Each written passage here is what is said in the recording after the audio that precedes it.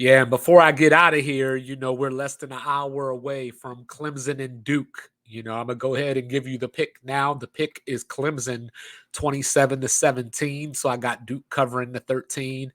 I think Duke's defense, Mike Elko, is going to give them some issues early, but I think they'll work it out. And Clemson is just too talented.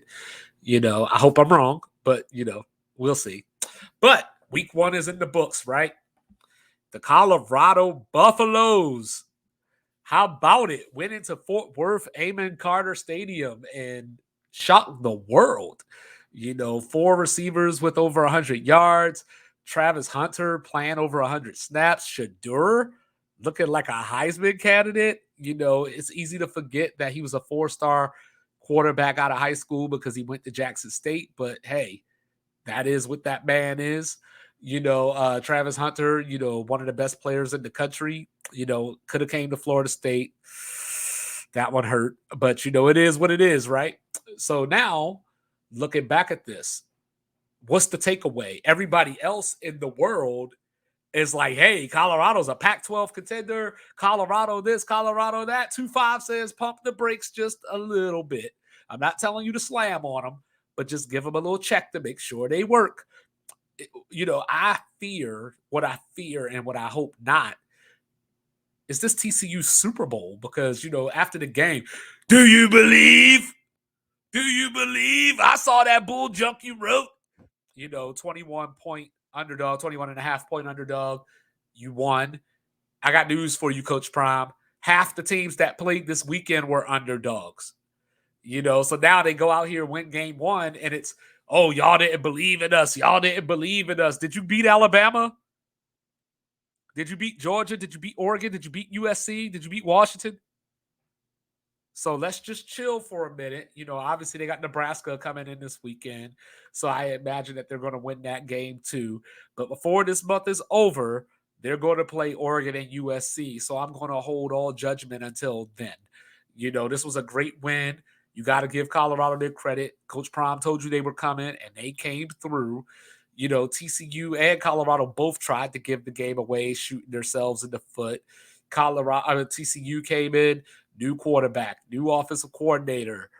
Granted, that quarterback beat out Max Duggan last year, so, no excuses. But, just context, Quentin Johnson's gone, Kendre Miller's gone. Most of us thought TCU was going to win, so we're going to eat that and say that we were wrong. But I don't know if we're ready to say that Colorado's a national title contender or a Pac-12 contender just yet. So, I'm a reserve and just relax on that one. Ohio State. What did Ohio State teach us? Ohio State taught us why a lot of these teams don't play big opponents in week 1. Kyle McCord needed about a half to get his feet wet, and I still don't know if they're submerged in the water yet. He finished 20 of 33 for 239, no touchdowns, but he did throw a pick. Marvin Harrison and Emeka Ibuka finished with 5 catches for 34 yards combined against Indiana, who came into the season, and a lot of us were speculating that their coach might not even make it through week 5. But as we look at this, and I look back at Ohio State, it's one game, so same thing as Colorado. I don't want to overreact. But, they're going to play Youngstown State this weekend, play my Hilltoppers, the week after, and then they go to South Bend. So it's time to get it together. These are the tune-ups, and this is why people like me get frustrated because the rankings came out already, obviously, starting the season, and Ohio State was a top 4 team. And why? We knew they were replacing a quarterback.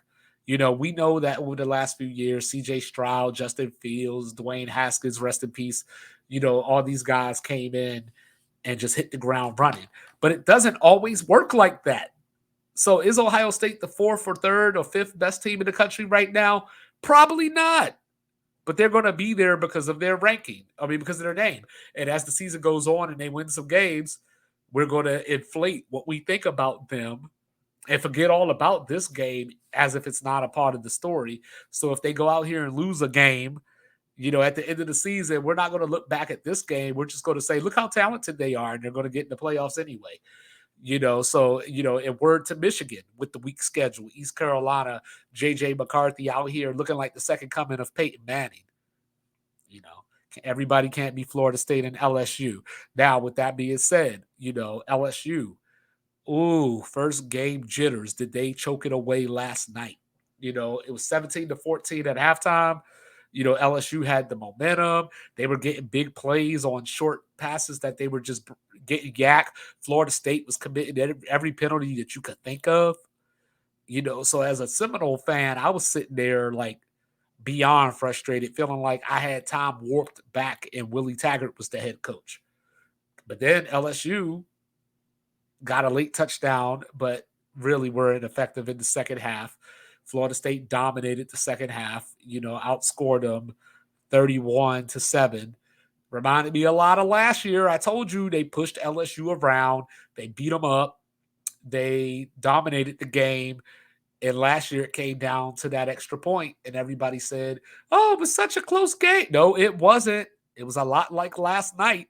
The only difference was Florida State took control much later than they did, and that's why I figured Florida State would win, because the game was in Orlando versus being in New Orleans. And if you could beat LSU in New Orleans, you could beat them closer to your place.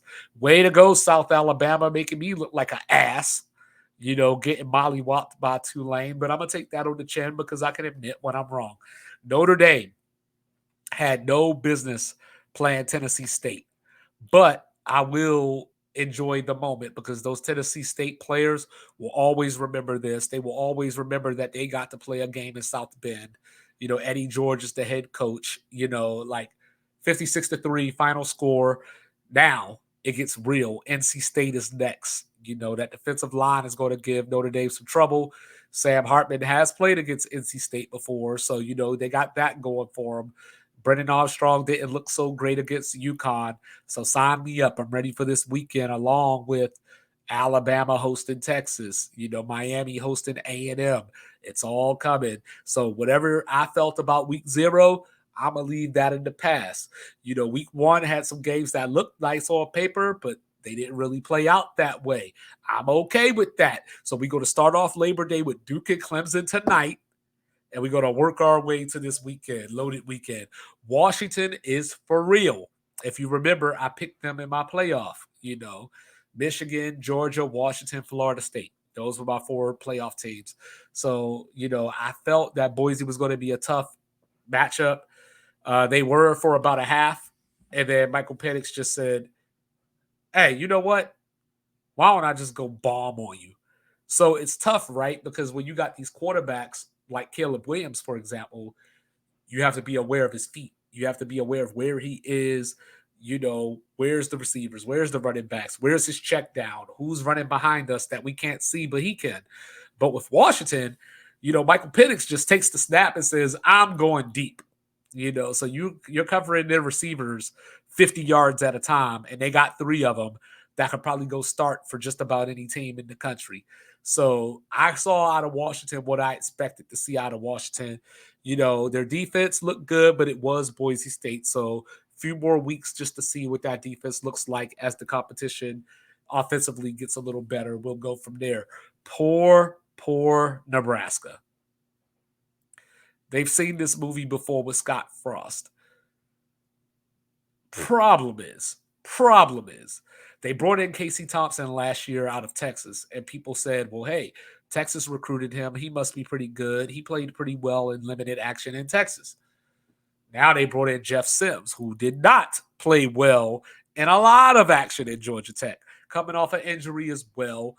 This is what happens when you rely on a quarterback with a 58% completion percentage for his career, 31 touchdowns, and 26 interceptions.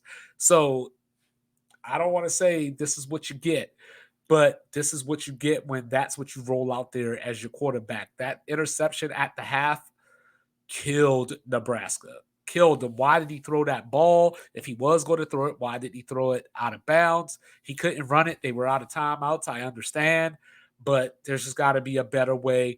He's not a freshman. He has enough experience to know better than that.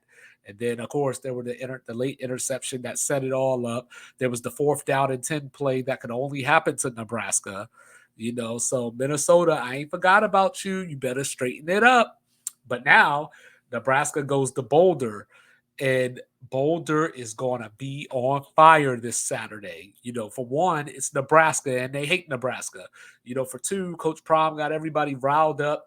They beat TCU, and now it's time to rock and roll with Nebraska coming in there. So that's going to be a must-see game just off of the crowd. Just to see some more Travis Hunter and Shadur Sanders. Don't forget about Dylan Edwards. So, Colorado, I came full circle back to them. It's a lot to talk about. Like, they were impressive. That's all I got to say.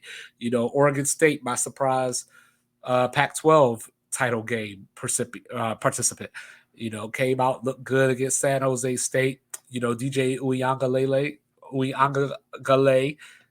came out, looked the part.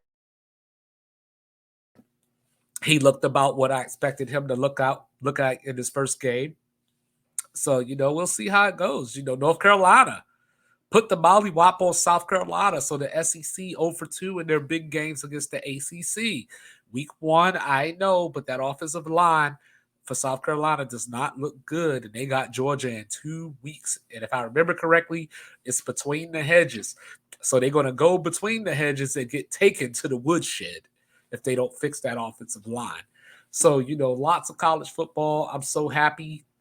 Week 2, like I mentioned the games earlier, we're going to have some bar burners or, slobber knockers, if you will. I'm excited. NFL starts this week. It's just the best time of year. So do me a favor, like, review, subscribe, leave me some comments. Let me know what you took away from week 1. Let me know what you expect in week 2. Peace.